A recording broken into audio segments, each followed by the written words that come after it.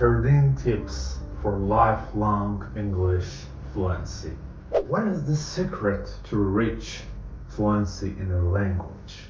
There are no absolute answers. There are millions of methods and tests and programs that attempt to guide us to this goal. And as useful as these are in limited ways, most of them fail to reveal to us the essential ingredients to success. Hey guys, it's me again. Welcome back to the channel English with Pasha.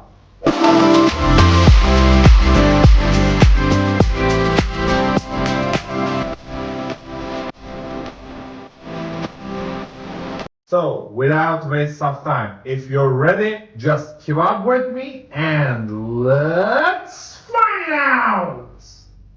There are certain ingredients for fluency, such as effective communication, grammatical competence, cultural awareness, and confidence. But at the end of the day, the recipe for fluency is unique to each individual learner. Today we're going to show you how to build your super effective recipe. Finding your English learning path. Number 1. Clarify why you want to learn. Ask yourself this important question. Do a good job clarifying this and use your answer as your inspiration and guide for the entire process. Do you really want to learn?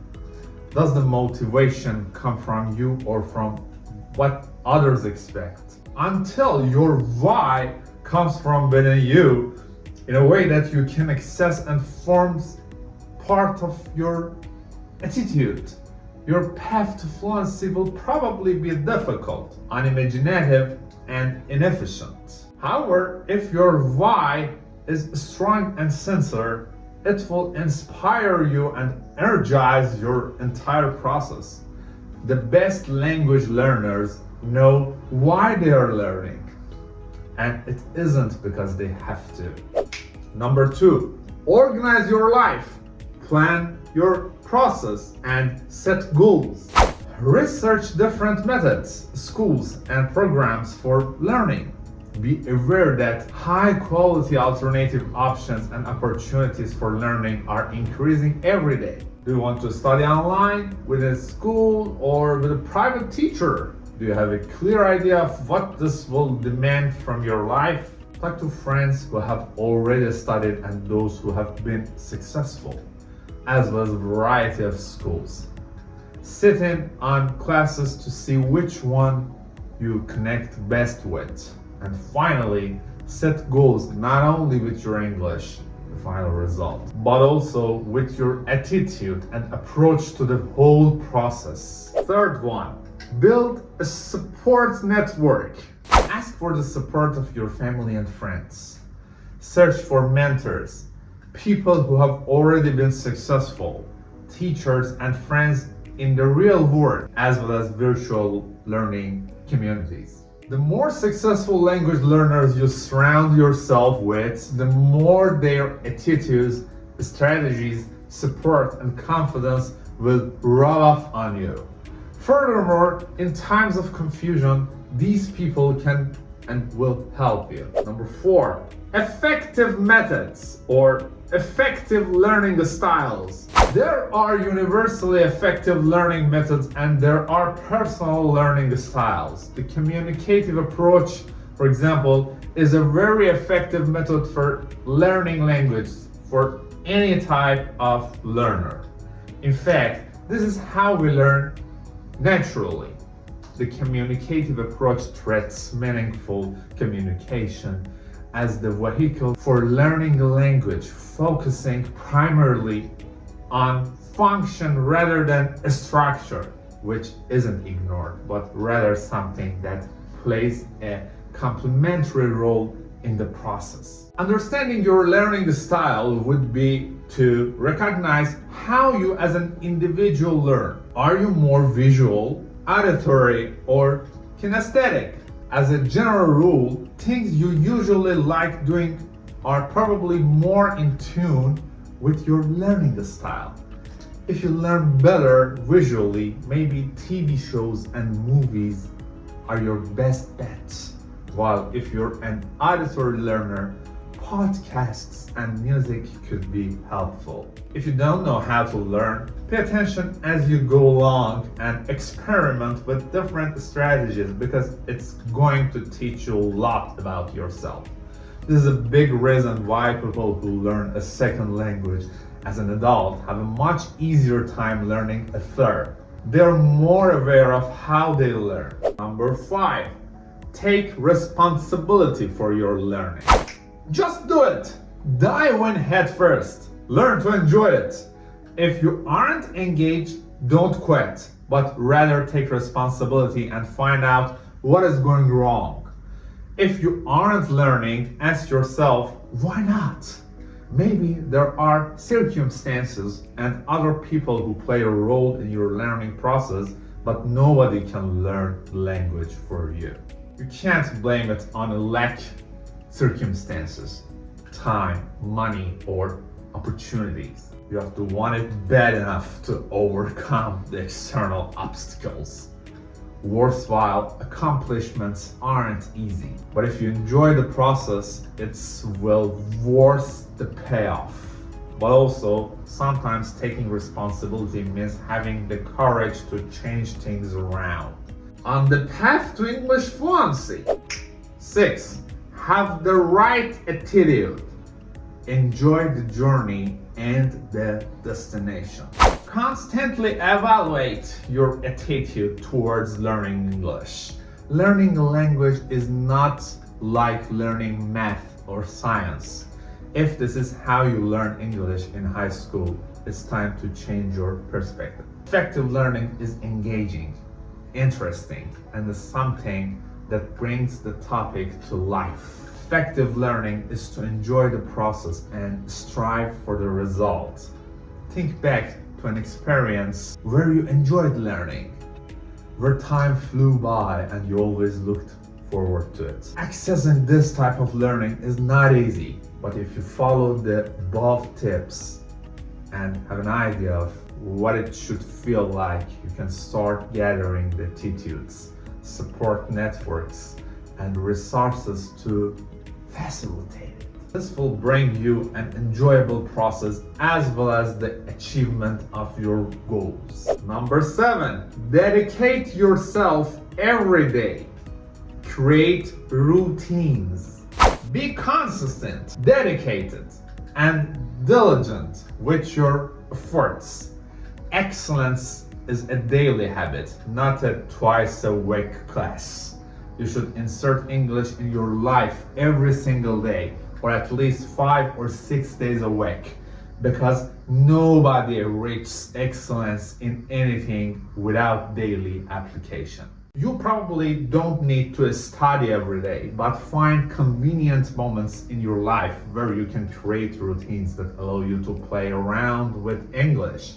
Enjoy it and learn in a relaxed way. Some recommendations are lifestyle English, which would include learning with music, TV shows, podcasts, in addition to online communities and resources. 8. Don't accept mediocrity. Don't accept mediocrity from yourself or from the people you depend on for learning. To reiterate the above point about excellence, mediocrity is treating English like a twice-a-week hobby.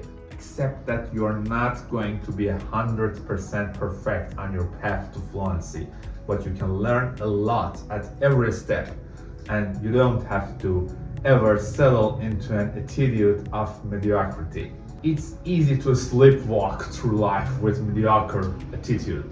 A mediocre plan, a mediocre goal, a mediocre purpose, a mediocre school or teacher on any of these 13 tips, but you get what you give, and fluency is not for the mediocre attitude. When you start expecting the best from yourself and others, some really awesome stuff starts to happen. Number 9, relax. Have fun and don't be so hard on yourself. Try to make it as fun and interesting as possible. Imagine your English as a baby learning to walk. You need to give the baby a lot of space, cautioning, support, and patience so that it can fall as it needs to, enjoy itself, and learn how to do it without being judged. One of the things that makes children such awesome learners is that they naturally do these things. As Dan Millman illustrates in his book Body, Mind Mastery, if babies held the same tendency towards self-criticism as adults, they might never learn to walk or talk. Can you imagine infants stomping? Screwed up again. Fortunately, babies are free of self-criticism. They just keep practicing. Number 10, make English into a lifestyle. Connect English to what you already do and like to do. This is called English for life. Even if you've had hard time understanding what they are saying, just having contact with something you like will help you little by little start to make sense of it. If you like listening to English language music, start trying to understand the lyrics. If you like watching TV shows, make a routine out of watching them.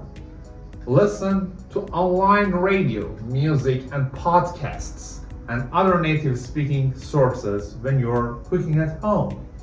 Configure your Facebook, cell phone, email, and other programs and devices into English. Use your imagination.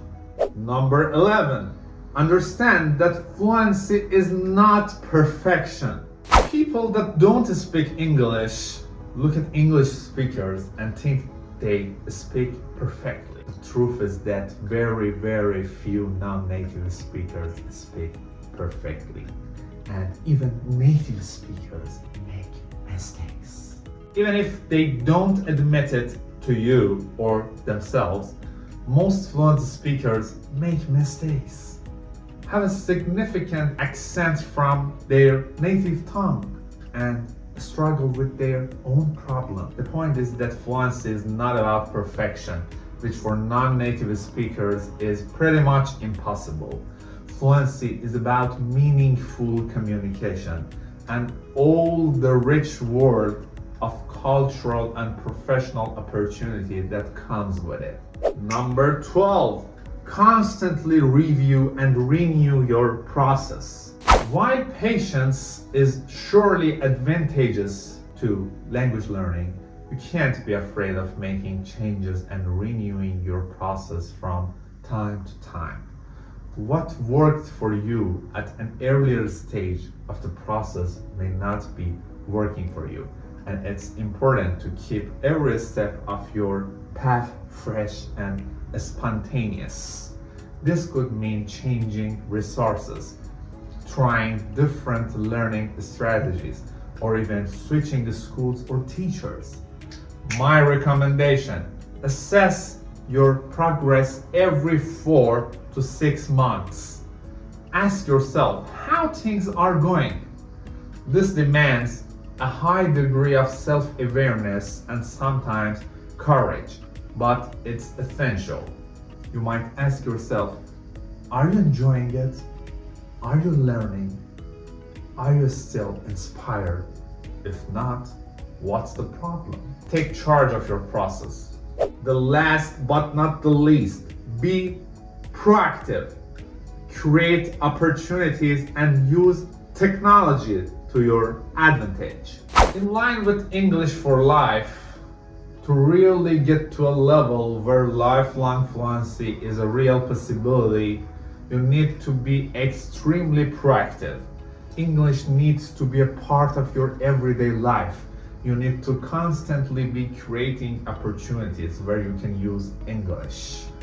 This may include a lifestyle that promotes travel to English-speaking countries, but it should definitely include an intimate understanding and use of certain strategies that give you contact with the language anywhere in the world, such as podcasts, online radio, TV and movies, and local communities that organize in-person English-speaking gatherings, such as couchsurfing.